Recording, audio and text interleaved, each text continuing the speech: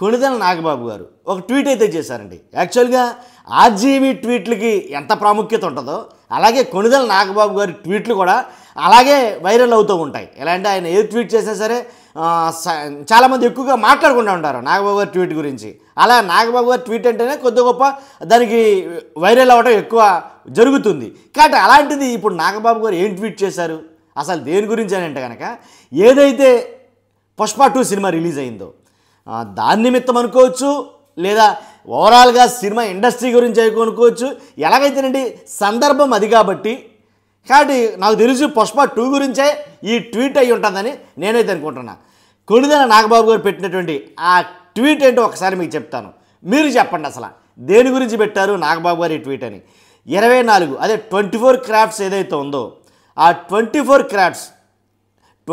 క్రాఫ్ట్స్ల కష్టంతో వందల మంది టెక్నీషియన్ల శ్రమతో వేలాది మందికి ఉపాధి కలిగించి కోట్ల మందిని అలరించేదే సినిమా.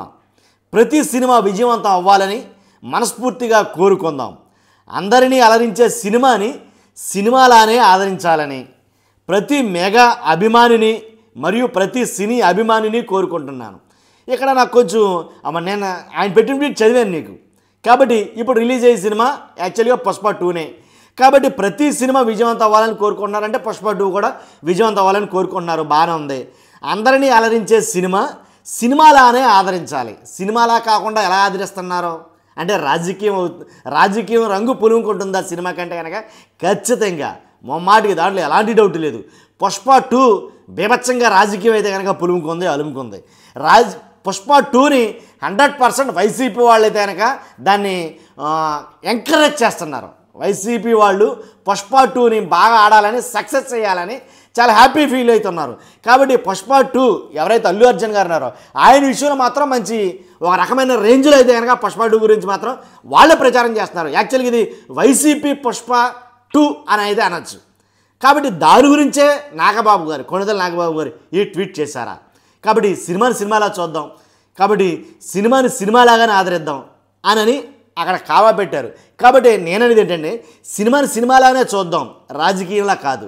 సినిమాని సినిమాలాగానే ఆదరిద్దాం, రాజకీయం జోడించొద్దు అని ఆయన ఉద్దేశం 100%. దాంట్లో ఎలాంటి డౌట్ లేదు. కొణిదెల నాగబాబు ట్వీట్ పెట్టారంటే దానికి చాలా అర్థం ఉంటుంది, దాంట్లో ఎలాంటి డౌట్ లేదు. కాబట్టి ఏమైంది ఇప్పుడు, రాజకీయమో లేకపోతే అరాజకీయమో ఏదో జరిగింది. ఎందుకని డైరెక్ట్గా పుష్ప 2 సక్సెస్ అవ్వాలి అని ఎందుకని ట్వీట్ చేయలేకపోయారు నాగబాబు గారు? నా ప్రశ్న ఇది. పుష్ప 2ని సక్సెస్ అవ్వాలి, అల్లు అర్జున్ వాళ్ళ కుటుంబంలో వాడు కదండి, అల్లు అర్జున్ సక్సెస్ అవ్వాలని ఎందుకు ట్వీట్ చేయలేకపోయారు అనేది నాకు అర్థం కాదు.